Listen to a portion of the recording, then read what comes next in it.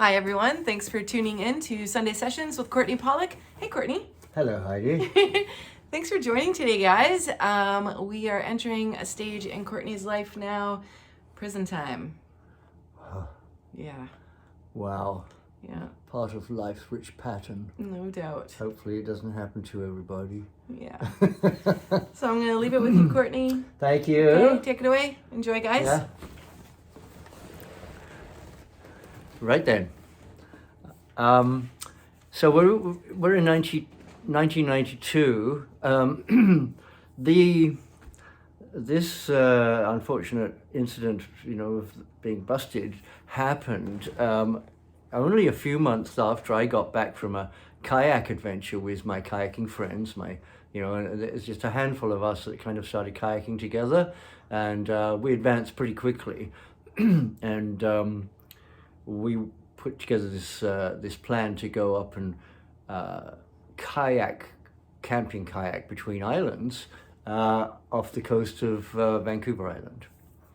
And that was in summer of, it was actually quite late summer, I think it was August of, I guess that's the middle of summer then. And we had a wonderful kayaking adventure. We started off in Victoria, and then drove up to the Berkeley Sound. That's a whole course of islands dotted around out there, and that was quite thrilling. It was very foggy. Not every day, and the sun did come out, but typically it was pretty foggy. Well, our game plan, each of us had a floating compass on the deck, and it's like a half dome, and it's a compass. It's a revolving and balanced compass, and you're into your cockpit, so you're water sealed, and right in front of you you have your map, and there's a floating compass, and you're orienting your course by this map and the floating compass, and between us we'll work out which island we're going to, what point on the island we're aiming for, and what navigational lines we are choosing to take to go from island to island. So to stay safe, because it's kind of a dead reckoning, you've got tide and wind and other forces, of course, and keep together, keep almost paddle distance apart, especially in the fog. You've got to know that you're all right there and nobody's gone disappeared in the fog, because there's no way to know where they are except by hearing them. And so anyway, we on the first day there, we got out to this island. It's a good hour and a half, two, and we are loaded. We've got all our fresh water, all our food, all our camping gear, all of our survival gear, each of us in our own boat.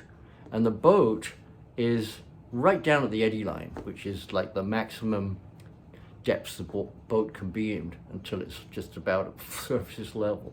If it goes down another 2 inches, you'd be in the water, instead of on the water. That wouldn't work very well. So, but we were really loaded, and you're slogging, you're paddling this weight, and if we had good conditions, it was calm. If you have wind or any current forces acting on the boat, it's really difficult to keep the correction. Now we do have a rudder, so you can keep your rudder set and to steer, and so you're steering with your feet and you just paddle and you keep your course. And the idea is, if you're heading and the islands aren't very big, so if you're headed for your next take-up point is to that point of the island, you head for the center of the island, so you've got a little wiggle room either way. And when you finally see the island, which in foggy conditions it may not be until you hit the island, and then you go up to your next point of departure to make your dead reckoning to the next island. It's quite extraordinary. One particular day, we decided to go to where there's a sea lion caves, they call them. It's actually where two islands come together, and there's a shallows between the two islands. and the sea lions breed. That's where their nursery is, and there are hundreds, maybe thousands, but there are several hundred sea lions. The males can be easily, 2,000 pounds up. They're big. They're colossal. They're enormous beasts, and they patrol a perimeter outside of their nursery zone of about 600 yards, and they don't let anything get closer.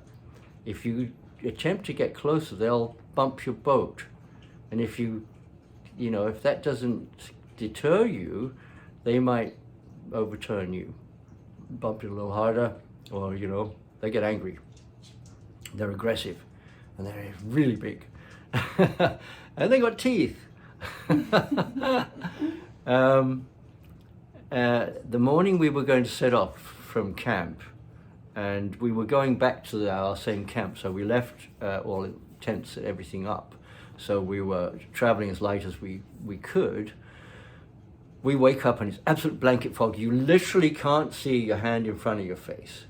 You get into your boat and you can see your cockpit, you can see the floating compass, and that's about as far as you can see. There's the floating compass, it's about 4 feet away from you. And your buddy is like, it's a paddle distance away. He's less than 10 feet away, you can't see him. And there's like 5 of us. So we're all in touching distance. And we take off on our dead reckoning, traveling blind by the compass. And I mean, it's this kind of like ranger stuff, it's a bit foolhardy, we've never done anything like this, but then this first time for everything. Well, yeah.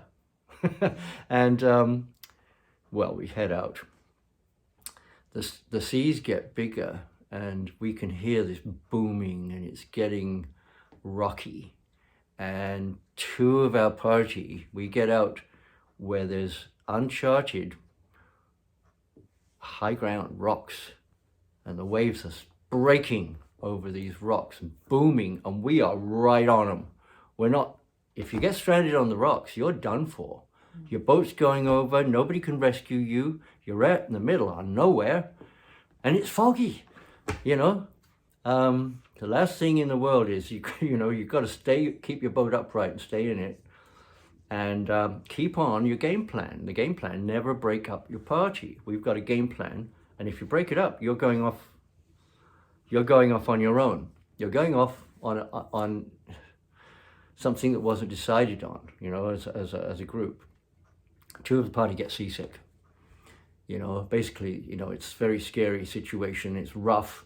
And you get scared, you get anxious, and then you start getting sick, and then you can't deal with anything. You got to get to land. You got to get to terra firma. So these 2 decide to take off to the nearest island, which is still out there in the middle of nowhere, And it's a smaller island, and it wasn't one that we weren't going to visit because it didn't really have anything, engaging to go to. It wasn't, Anyway, we keep on our course. We get by the rocks. They take off. And now there's 3 of us. We get to, we finally, we're bearing down on our destination island where the sea lions are. And we break out of the fog, and it's a beautiful sunny day. It's absolutely gorgeous out there. It's crystal clear, blue water, not a breath of wind. And yet, 5 minutes before, you're in rough water, in blanket fog, and absolutely treacherous. And we're thinking of our friends that had taken off, in the middle of that, blind. We did have walkie-talkies that we were able to raise them. They had made it to the island. We said, well, we're at our destination island, but we're by the sea lions, and it's beautiful sunny here. And if you can, we'll double check your course from our end, and then you head straight for us. The conditions are perfect out here, and I think you're out of the woods. I'm so we're so relieved you made it to the island. Anyway, So, but before we actually beached at the destination island, there's the two islands coming together. There's the sea lion nursery, and there's the males, patrolling. And they're big. I mean, our boats are 18 feet long, and these things kind of dwarfed us. I mean, they may not be 18 feet long, but I mean, they're enormous. And sure enough, of course, I want to test my limits like an idiot. And, I got bumped a few times before I decided it wasn't a good idea. Just checking. Anyway, we get to the island, we raise our friends. They do show up, about 40 minutes later, and safe and sound. And I said, no more splitting up. And on the way back, we took another circular route, which was another adventure in itself. And it was an all-day paddle. It was a long and challenging route. Anyway, I could go on about the paddling part, but we finally get back to my ranch in Oregon, and where we had set out from in the cars. We'd all met there at my place in Ashland, and loaded the boats, and we had three boats and three of us in my Durango, and the other fellas were in another car, and there were two other cars. Anyway,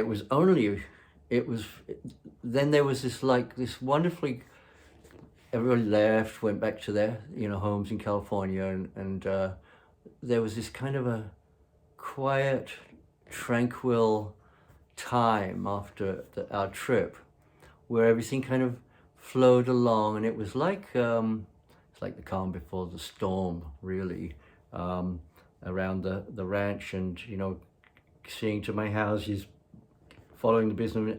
And I had decided that I was going to fold everything we were doing, just as soon as that harvest is in on our primary residence, I packed that one up, and the next one would only be a few weeks behind it, pack it up. They'd all be packed up within the month. And and that's when the feds came in. So it was just unfortunate, but that's the way it goes. Oh, just do one more. You hear that so often, just one more job. Let's just take down that bank. It's like, idiots. But, everything was so quiet. But I do remember waking up in the middle of the night, and I just woke up and I was feeling hot. And I went, something's really wrong. And I get up, it's about 1, 2 in the morning. I get up. Now, our properties, it slopes down to the lower creek, and the upper creek is really a branch that was taken off the lower creek a lot higher up, and it was made into an irrigation ditch that carries a lot of water, and that runs along the top of all those properties down the road. But you get to the bottom, there's a creek and a gully, and then there's a road up behind there. But you can't go down the property and up to it, because you got to cross the creek, and it's rocky, and it's like, it's dark. Mm-hmm. And I have to take this circuitous route all the way down through this, it's not really a neighborhood, but there are houses and dogs barking. And I come up on that back road, and I come up, and there's this vehicle sitting above my property up there. And I went, this feels really bad. And they've got antenna dishes and stuff. Sure enough, they were doing the thermal imaging. And so I was like, so I started clearing the ranch out, but I was like, it takes them a while to get their forces together to get search warrants to do, it moves at such a glacial pace in the Just Us system. And But I was getting things cleared away, and I was literally, as I say, I was imminent to just take down everything and have it all done and out and closed down. Anyway, they came in,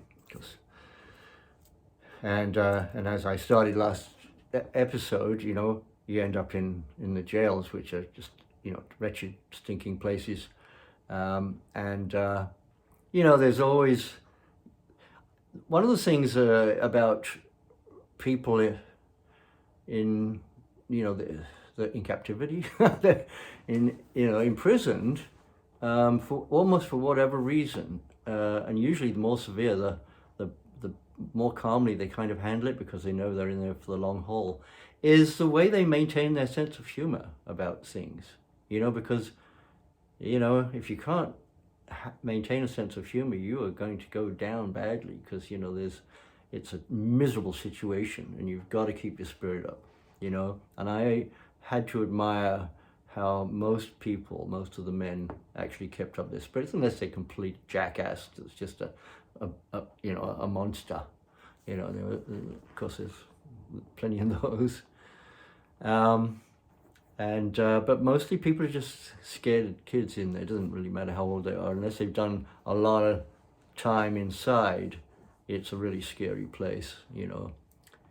So anyway, I've been working through the jail, moved from Medford to Eugene. It's just bad to worse.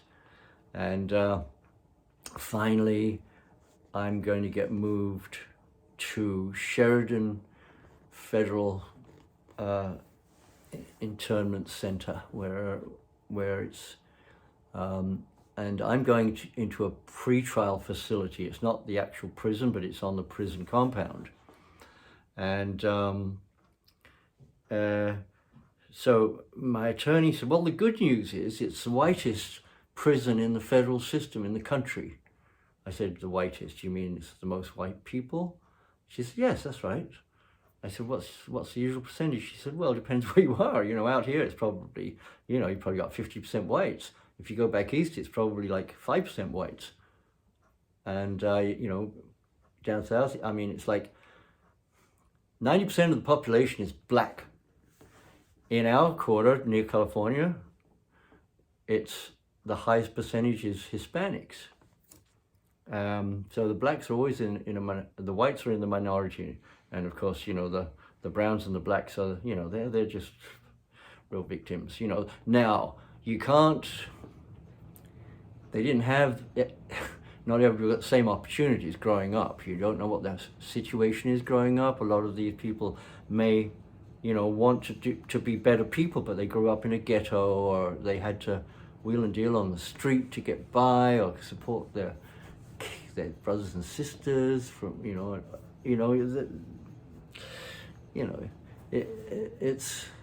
it's pretty tragic. But certainly the blacks and the Hispanics are just snapped up in the system, you know, for the man years, because the average amount that the feds get per man year is $40,000. 40,000, that's an average. High security, it can be 90,000, 100,000. Lower securities, they farm them out to private institutions that house them and hold them for as cheap as they can get away with in order to make a margin of profit, and that's why they run it as a private prison. They're the worst, because, you know, everything's cheap and nasty, and you got worse food, you've got less facilities, you know, that you have a lower order of professionalism, you know. It's ugly.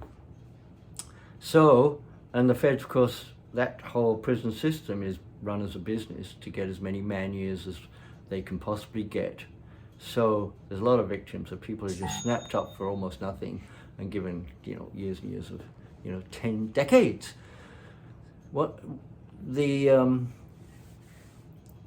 There's a lot of bank robbers, you wouldn't believe, you know. There's a lot of people just go and say, oh, you're giving your money. Well, I mean, that's pretty desperate. And that, you know, the most you can get is like 10 or 15 grand, sometimes, you know, just hundreds. They don't hold much money at banks. It ain't, you know, it doesn't really work like that, you know. And of course, drugs. Drugs is 70% of everything. White collar crime. It's mostly credit card fraud. Identity fraud, stuff like that. And I remember, I remember my attorney. She said, "Well, there is one good thing about being in the." I said, "What's federal?" I said, "They're charging me for 400 years." She said, "Yeah, if it was state, they'd probably charge you with 2, and you'd get out in less than a year." And I said, "Well, how do they get away?" She said, "Well, they can do what they like. They're the feds. They're the government. It's a branch of government that are basically above the law. They've got their own law, and they're in it for the money. So they don't care one little bit who's guilty or innocent. They're all scumbags as far as they're concerned. They're just people. They're just numbers to get money off, and that money comes out of the taxpayer's pocket. Yeah, it's not come from some magical fund somewhere. No, the taxpayers are paying for it. It's so unfair. They're stealing from the hard work of the taxpayers and imprisoning innocent people or people that really don't deserve to be 25 years in for a scraping out of a little vial, which is one of the things that came up quite a bit. Methamphetamines. Well, there's 20 different ways to make, nasty, cheap, down and dirty methamphetamine or speed. And I must have heard them all while I was in there. I got this great way to make. I was like, oh, jeez. Great guy. This is your profession. Good luck. But there were people in there that said, yeah, well, I do on the weekends. I get some, cold remedy or whatever their process was, and I, do this thing, and I get a little vial. I'd end up with half gram or so, and that would be my little weekend cowboy thing. And then, I'd work all week, and then the weekend I'd make a little meth.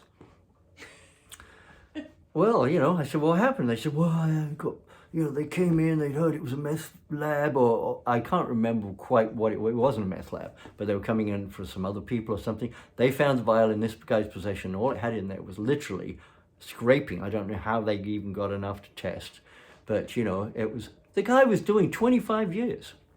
Wow. 25 years for a scraping out of a vial. And I said, well, is that all? Haven't you, he said, well, I got off with a warning before, but it's just personal use. And I was like, yeah, well, we're all innocent in here, aren't we?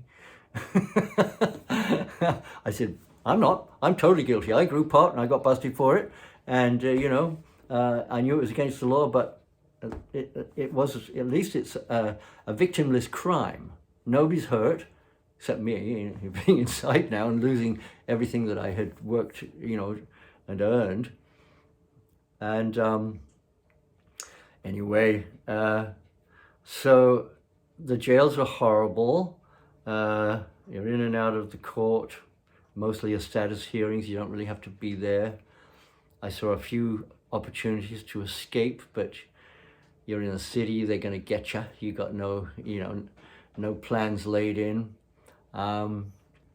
Nobody on the outside is going to be around, or you don't get visits. Nobody, you're all like hands off. I don't care how good a friend you were. I don't want to get any on me. Go near one of them places. And I actually had 3 people in the whole time I was in that actually visited me. One guy visited once, and good friend Chris McClooney. My dear friend John Morse visited twice.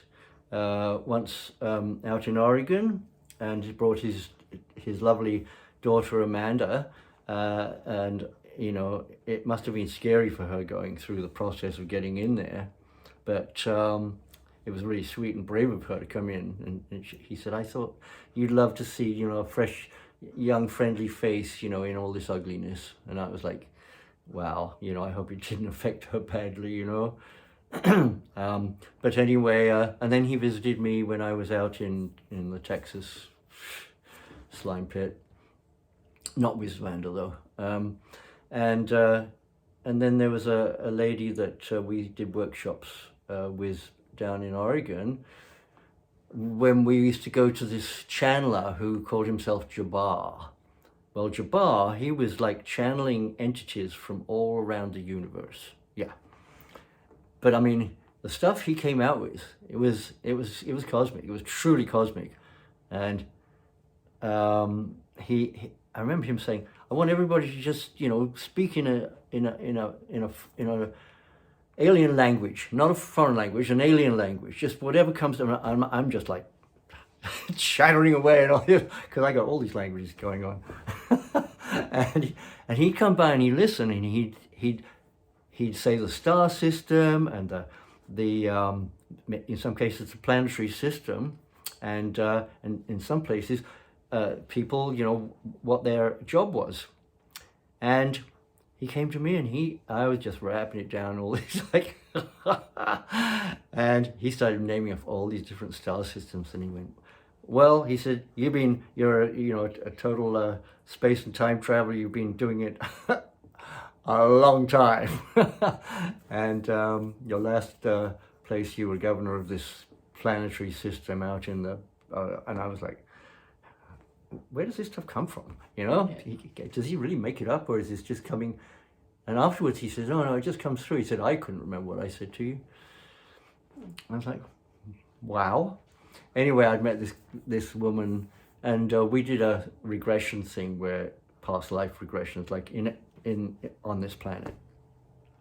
And her channel for me was that I was, King Arthur, of the magic round table and all, anyway. She always, from then on, she had an attachment to, well, she visited, very sweet of her, and she was like one of these people that just, is, but I always, think so highly of her for visiting, because nobody did, none of my close friends, except for John and Chris.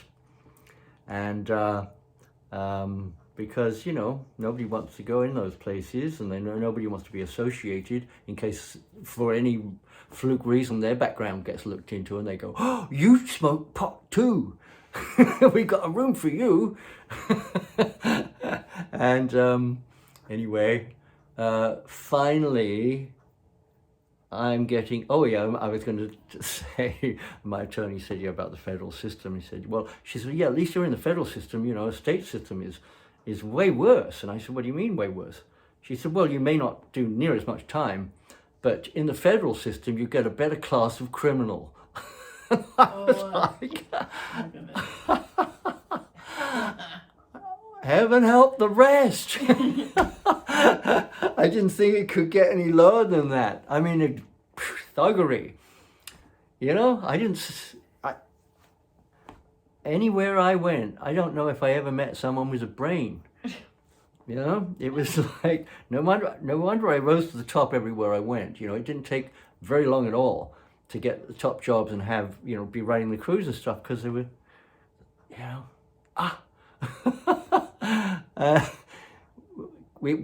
that worked for me, because it made life more comfortable. And, because of my workout regimen and my general optimism and confidence in myself, even in that dire situation, people would actually do what I asked them to do. I would never tell anybody to do anything, but they would respect me enough to do it. The only thing people respect inside is strength. And, it's mental strength, physical strength, emotional strength. You just got to be, that immovable pillar, that people can hide behind. Or revolve around, whatever. So anyway, I'm going to get moved to the big prison compound in Sheridan, Oregon. And that's actually a whole new tale. Gosh, I thought I was going to go there straight away, but I guess I digressed. And here we are, we're coming up to 30 minutes, so next one. Excellent. Thanks, Courtney. Thanks, guys, and we'll see you next time. Yay. Thank you. Thank you. Bye, guys.